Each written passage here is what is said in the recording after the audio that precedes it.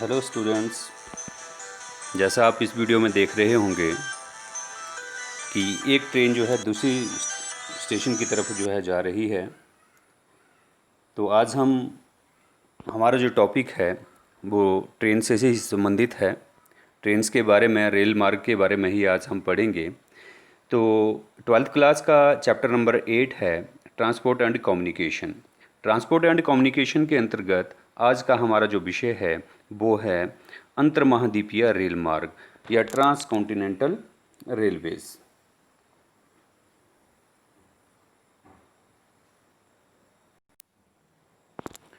तो हमारा विषय है ट्रांस कॉन्टिनेंटल रेलवेज, अंतर महाद्वीपीय रेल मार्ग। ये जो अंतर्द्वीपीय महाद्वीपीय रेल मार्ग हैं, सबसे पहले मैं आपको बताना चाहूँगा कि ट्रांस कॉन्टिनेंटल रेलवेज होते क्या हैं। ठीक है, कौन से ऐसे रेल मार्ग हैं? ये ऐसे रेल मार्ग हैं जो एक महाद्वीप को दूसरे महाद्वीप के साथ जो है वो जोड़ते हैं। ऐसे रेल मार्गों को अंतर महाद्वीपीय रेल मार्ग या ट्रांस कॉन्टिनेंटल रेलवेज जो है कहा जाता है। ठीक है, बड़े भूभाग के ऊपर ये फैले हुए होते हैं और विशाल क्षेत्र के ऊपर जो है विशाल क्षेत्र को आपस में जोड़ते हैं। ठीक है, इनको अंतर्महाद्वीपीय रेल मार्ग जो है कहा जाता है। तो आपके जहन में ये बात आ रही होगी कि ट्रेन्स जो हैं जो एक महाद्वीप को दूसरे महाद्वीप के साथ जोड़ती हैं, या सबसे पहले ट्रेन जो है कब चली होंगी। हो सकता है आपने लास्ट वीडियो में भी इसके बारे में पढ़ा होगा। तो सबसे पहले जो ट्रेन चली वो चली 1825 में, और दो स्टेशन हैं, वो है स्टॉकटन और डार्लिंगटन के बीच में। अब आप ये सोच रहे होंगे कि ये दो स्टेशन किस कंट्री में हुए। तो आपको ये इन नेट के ऊपर सर्च करना है कि ये किस कंट्री में, बहुत फेमस कंट्री है जिस कंट्री में सबसे पहली ट्रेन जो है वो चली हैं, जहाँ पे ये दो रेलवे स्टेशन है, स्टॉकटन और डार्लिंगटन। ठीक है, तो इसको आप सर्च कीजिएगा, कंट्री किस कंट्री में जो है सबसे पहली ट्रेन चली। अब आप ये भी सोच रहे होंगे कि ये तो किसी दूसरी कंट्री की बात है। ठीक है, अब भारत देश में सबसे पहले ट्रेन जो है वो कब चली होगी, इसके बारे में आप लोग सोच रहे होंगे। तो भारत देश में सबसे पहले जो ट्रेन चली वो चली 16 अप्रैल 1853 में, 16 अप्रैल 1853 में मुंबई, बम्बई और थाना, उस समय बम्बई था, तो बम्बई और थाना के बीच में लगभग 34 किलोमीटर की दूरी, 34 किलोमीटर की दूरी के बीच में पहली ट्रेन जो है वो चली। और इस ट्रेन को चलाने के लिए 3 इंजन जो हैं वो लगाए गए, स्टीम इंजन लगाए गए, और इन 3 इंजनों का नाम था साहिब, सिंध और सुल्तान। और ये जो है लगभग 400 पैसेंजर्स को मुंबई से थाने तक जो है वो लेकर के गए थे। ठीक है, इसके पश्चात बात आती है, आप ये सोच रहे होंगे कि ट्रेन्स जो है चलती हैं तो वो कैसे चलती होंगी, किसके ऊपर, किस तरह का इनका मार्ग होगा। तो इनके जो मार्ग है, आपने ये भी देखा होगा कि बड़ी ट्रेन होती हैं, छोटी ट्रेन्स भी होती हैं। जैसे हमारे हिमाचल प्रदेश में आप लोगों ने देखा होगा, यहाँ पे नैरो गॉज के ऊपर चलती है छोटी छोटी टॉय ट्रेन जो हैं वो चलती हैं शिमला से कालका के बीच में। ठीक है, जोगिंदरनगर से लेकर के पठानकोट के बीच में चलती हैं, या दार्जिलिंग में चलती हैं। तो उनके बारे में भी आप लोगों ने पिक्चर्स जो हैं आप लोगों ने देखी होंगी। तो मैं आपको बताना चाहूँगा कि 4 प्रकार की इस तरह की ट्रेन्स की पटरियाँ होती हैं। पटरियों का मतलब कि एक गार्डर से दूसरी गार्डर के बीच की दूरी, जो डिस्टेंस है, उसको हम गॉज के द्वारा जो है वो मापते हैं। ठीक है, गॉज उसको कहा जाता है। तो एक पटरी से दूसरी पटरी के बीच के आधार पर ही इसकी क्लासिफिकेशन जो है की जाती है। तो 4 प्रकार की ट्रेन जो है, 4 प्रकार की पटरियाँ जो हैं वो पाई जाती हैं। पहली है ब्रॉड गेज। ठीक है, ब्रॉड गेज, ये इसकी डिस्टेंस होता है 1.5 किलोमीटर, सॉरी 1.5 मीटर्स। सेकंड है स्टैंडर्ड गॉज, इसका डिस्टेंस है एक पटरी से दूसरी पटरी के बीच में 1.44 मीटर्स। थर्ड आता है मीटर गॉज, ये 1 मीटर की इसका डिस्टेंस होता है। फोर्थ आता है स्मॉलर गेज या नैरो गॉज भी इसको कहा जाता है, इसका डिस्टेंस है 0.610 या 0.762 मीटर के बीच में जो है इनका डिस्टेंस आता है। तो दो पटरियों के बीच की दूरी यहाँ पर आप लोग देखिएगा इस स्लाइड में कि डिस्टेंस जो है एक पटरी से दूसरे पटरी के बीच का डिस्टेंस। ठीक है, एक पटरी यहाँ है, दूसरी पटरी यहाँ पे है, तो इनके बीच के डिस्टेंस, जैसे आप स्टैंडर्ड गॉज है तो इसका डिस्टेंस आप देख रहे हैं। यहाँ पे नैरो गॉज है, ये छोटी हो गया ट्रैक। ठीक है, जो डिस्टेंस है वो कम हो गया। ठीक है, इनके बीच का डिस्टेंस कम हो गया, इसको नैरो गॉज कहा जाता है। ठीक है, इसका डिस्टेंस है 0.762 मीटर, यहाँ पे भी ये नैरो गॉज है। ठीक है। तो इनके बीच का डिस्टेंस ये वो ब्रॉड गेज है, ज़्यादातर ट्रेन जो हैं वो इसी प्रकार की चलती हैं, एक ट्रेन से दूसरी ट्रेन के बीच का डिस्टेंस, ठीक है। तो कई बार जीके में भी इस प्रकार के क्वेश्चंस जो है पूछ ले जाते हैं, कम्पिटिटिव एग्जाम्स में जो है जो प्रतियोगिताएं इस प्रकार की होती हैं उनमें भी इस प्रकार के क्वेश्चन जो है पूछ ले जाते हैं, तो आपको इसकी जानकारी होना अति आवश्यक है। इसके पश्चात हम बात करते हैं, हमने शुरू किया था कि अंतर्महाद्वीपीय रेल मार्ग। अब हम इस विषय के ऊपर आते हैं। तो अंतर्महाद्वीपीय रेल मार्ग क्या बताए थे मैंने आपको?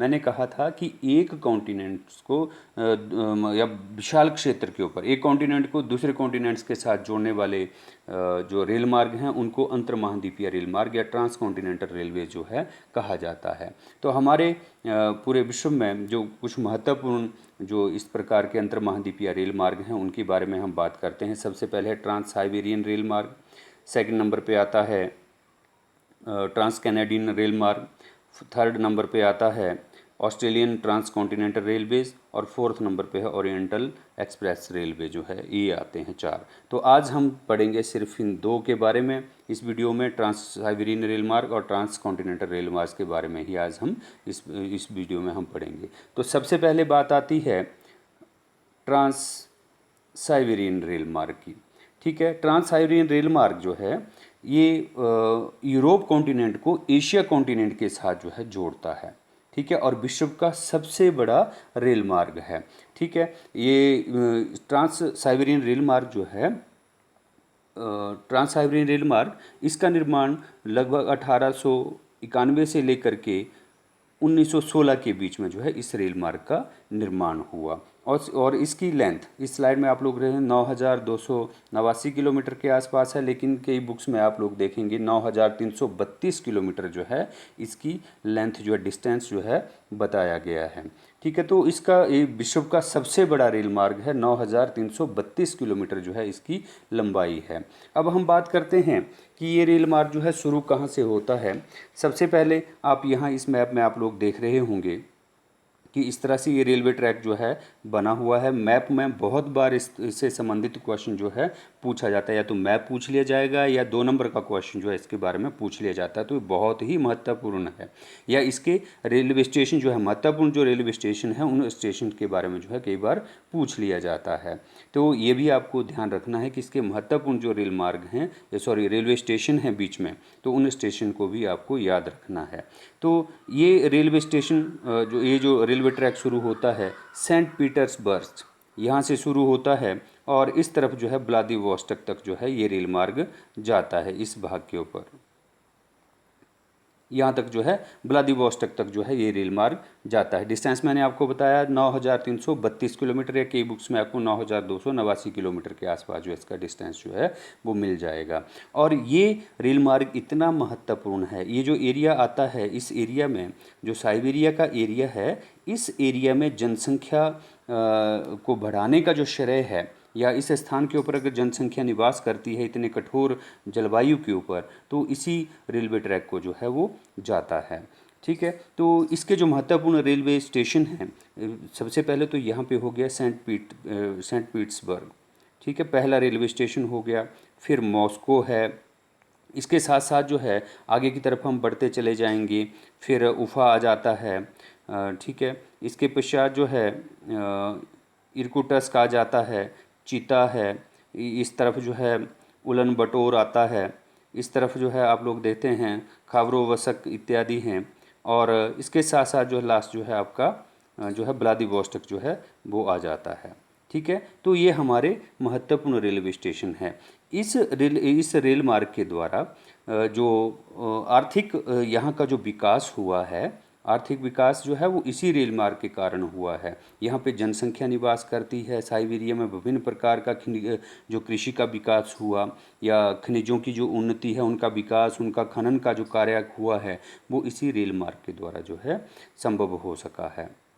इसके अलावा ये जो रेलवे ट्रैक है, जैसे आप लोगों ने देखा कि इस तरफ जो है अब कॉन्टिनेंट्स को किस किस कॉन्टिनेंट्स को जोड़ रहा है। इस तरफ आप लोग देख रहे हैं कि यहाँ पे यूरोपियन कॉन्टिनेंट है, इस तरफ जो है एशियन कॉन्टिनेंट है ये, ठीक है। तो ये इस तरफ यहाँ पे सेंट पीटर्सबर्ग है या मॉस्को है, इस तरफ जो यूरोप की कंट्रीज़ हैं, चाहे फ्रांस है, जर्मनी है, ये सारे के सारे जो हैं कंट्रीज़ जो हैं वो मॉस्को तक जो है इजीली पहुँच सकते हैं।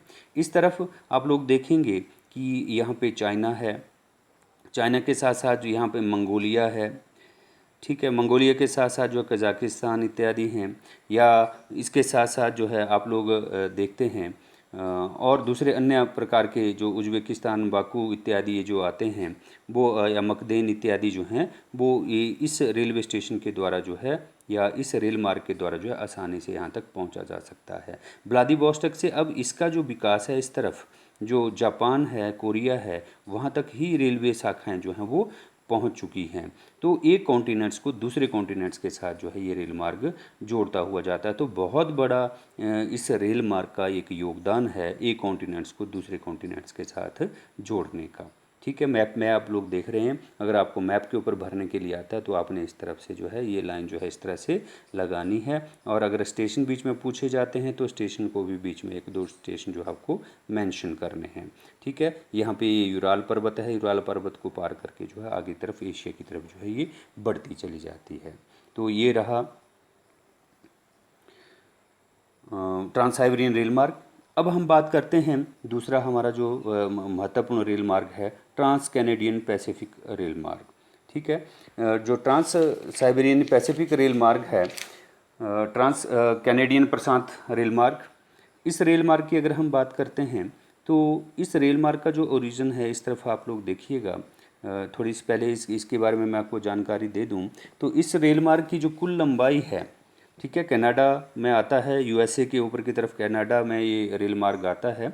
तो ये पूरे कॉन्टिनेंट को आपस में जो है जोड़ता है। इसमें पूरब से लेकर के पूरब की तरफ जो है इस तरफ अटलांटिक ओशियन है और दूसरी तरफ जो है पैसिफिक ओशियन तक जो है रेल मार्ग जाता है। तो इसकी जो कुल लंबाई है इसकी हैलीफैक्स से, हैलीफैक्स जो है आप लोग देखिएगा, यहाँ से हैलीफैक्स से शुरू होता है, इस तरफ है ब्लू लाइन आप लोग देख रहे हैं, और यहाँ वैंकूवर तक जो है वो जाता है। ठीक है, तो इसकी कुल लंबाई है 7050 किलोमीटर जो है वो इसका लंबाई है। ठीक है, तो इसमें हैलीफैक्स से होकर के बीच में जो इसके महत्वपूर्ण जो रेलवे ट्रैक्स आते हैं, जो सॉरी रेलवे स्टेशन आते हैं, मॉन्ट्रियल, ओटावा, विनिपेग, कैलगरी इत्यादि जो हैं वो महत्वपूर्ण इसके रेलवे स्टेशन हैं बीच में।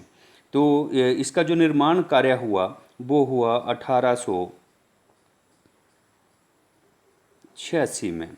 ठीक है, इस रेल मार्ग का निर्माण हुआ है। तो 1886 में जो है इस रेल मार्ग का निर्माण हुआ और इस रेल मार्ग के द्वारा जो प्रेरी के मैदान हैं, यहाँ पे ये जो एरिया आप लोग देखते हैं बीच में, कनाडा के बीच में प्रेरीज के बड़े बड़े मैदान हैं और इन मैदानों में गेहूं का उत्पादन जो है वो बहुत ज़्यादा होता है। उसके साथ साथ जैसे जैसे हम उत्तर की तरफ बढ़ते चले जाते हैं तो यहाँ पे शंकुधारी वन भी बहुत सारे यहाँ पे पाए जाते हैं। तो वनों की दृष्टि से भी ये रेल मार्ग जो है बहुत महत्वपूर्ण है। तो यहाँ पे विनिपेग जो है वो जो विनिपेग है ट्रांस कैनेडियन उसमें, तो यहाँ पे मीट और गेहूं का उत्पादन जो है बहुत ज़्यादा होता है और इसी रेल मार्ग के द्वारा एक स्थान से दूसरे स्थान तक जो है इसको ये जो गेहूं है या मीट इत्यादि है इनको एक स्थान से दूसरे स्थान की तरफ जो है वो पहुंचाया जाता है इस रेल मार्ग के द्वारा। विनिपेग, यहाँ पे ये विनिपेग है, ये गेहूं का बहुत महत्वपूर्ण केंद्र है और यहाँ से ही बाकी भागों की तरफ गेहूं जो पहुंचाया जाता है। इसी तरह से आगे की तरफ हम देखें, कैलगरी है, कैलगरी इत्यादि यहाँ पे है कैलगरी, तो यहाँ पे मीट इत्यादि का उत्पादन जो है वो बहुत ज़्यादा होता है। तो इस रेल मार्ग के द्वारा एक स्थान से दूसरे स्थान की तरफ जो है वो मीट इत्यादि और गेहूं इत्यादि खाद्यान्न इत्यादि जो है वो एक जगह से दूसरी जगह की तरफ जो है वो लाए और ले जाए जाते हैं। तो इस रेल मार्ग का भी बहुत ज़्यादा महत्व है, इम्पोर्टेंस है यहाँ पे जनसंख्या को स्थापित करने और उनका भरण पोषण करने के लिए। तो ये लाइन जो है ये भी बहुत ज़्यादा महत्वपूर्ण है और इसकी आर्थिक दृष्टि से इतना ज़्यादा महत्व है इसलिए इसको इकोनॉमिक आर्टरी ऑफ कनाडा जो है कहा जाता है। ठीक है, आर्थिक धमनी, ठीक है, आर्टरी, आर्टरी कहा जाता है इसको। ठीक है, कई बार ये भी क्वेश्चन पूछ ले जाता है कि इकोनॉमिक आर्टरी ऑफ कनाडा कौन सी है या आर्थिक धमनी कनाडा की आर्थिक धमनी से क्या अभिप्राय है, किसको कहा जाता है, तो ये भी क्वेश्चन जो है कई बार आपसे पूछ लिया जाता है, तो आपको इसका उत्तर भी आप लोग आसानी से जो है दे सकते हैं। और मैप में आप इसके स्टेशन जो हैं उनको आप मेंशन कीजिएगा, और कुछ एक स्टेशन जो महत्वपूर्ण स्टेशन हैं उनको आप याद कर लीजिएगा। मुझे उम्मीद है कि ये टॉपिक आपको क्लियर हुआ होगा। इन्हीं शब्दों के साथ मैं राजेश कुमार हिमालयन आपका बहुत बहुत धन्यवाद करता हूँ। Thank you for watching.